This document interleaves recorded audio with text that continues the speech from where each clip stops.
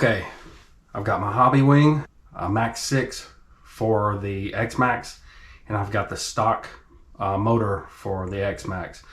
I'm gonna see if I can't pair these two together and see how they go. So let's get soldering. These Hobbywing wires that came with it, and they're 6.5 millimeter bullets, so it should solder up and make just fine. We'll see if that motor works. Not even sure if it works or not. I'm not the best solder guy, but this is going pretty well. Just put a little puddle in those bullets, heat up the inside where the solder's at. I might not have enough in that one. And then heat up the outside so you can stick this one in. Just goes in the little puddle, and bam, like that. You're good. All right, so I got those soldered up. Now I just got to get an XT90 soldered for the batteries. Just a little safety tip. If you're soldering, don't braid this stuff in. I should really be using a mask right now, but safety third, right? All right, I'm gonna do the same thing with these as I did the other one. I'm gonna put a little pool of solder in here. I'm gonna tin the tip. On these big thick wires, you always gotta make sure you tin the tip. Tinning the tip, what that does, people always say it, but they never seem to explain it. It kind of surrounds the wire like a pillow and is able to heat it up much more efficiently. Huge difference when you do that. Huge. Sometimes you gotta learn those things the hard way like I did. I would hear people say, tin the tip, you gotta tin the tip. But nobody said really what tinning the tip was other than just, you know, a little solder on there. But you start soldering a few times and you realize, oh, that's what it's for, is to kind of mold around that wire and get it heated up really quick.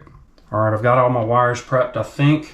So now we're gonna move on. Hooking this Hobbywing Max6 up in a series. Sometimes my soldering gun has a little bit of a problem with these bigger wires, but never claimed to be a master electronics or a master solderman. Is that even a word? Solderman? I'm a soldier. Solderer. Okay. Back with work at hand. Felt like that one went really well. Sometimes it just feels like it melts perfect and you're good. Seems good to me.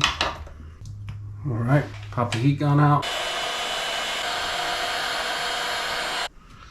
All right, I think that's it. Got this soldered up. I'm gonna hook this motor up, see if it works. Okay, I've got the whole situation here. Got my old school Futaba, and I have the Hobbywing. I have the stock Traxxas Xmaxx motor. I've got two 6,000 milliamps hooked up in a series to the speed controller. So I've plugged it in. We're gonna see if this works. Hopefully everything's good.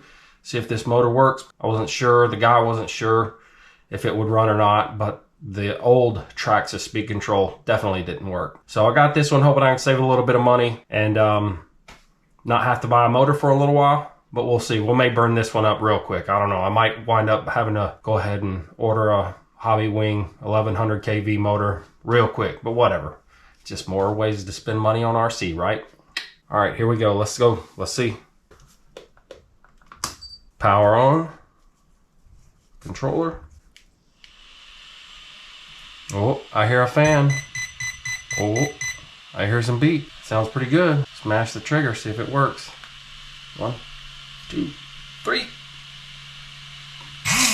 Ah. Oh, yes. Yeah. Yeah, she's spinning. Okay.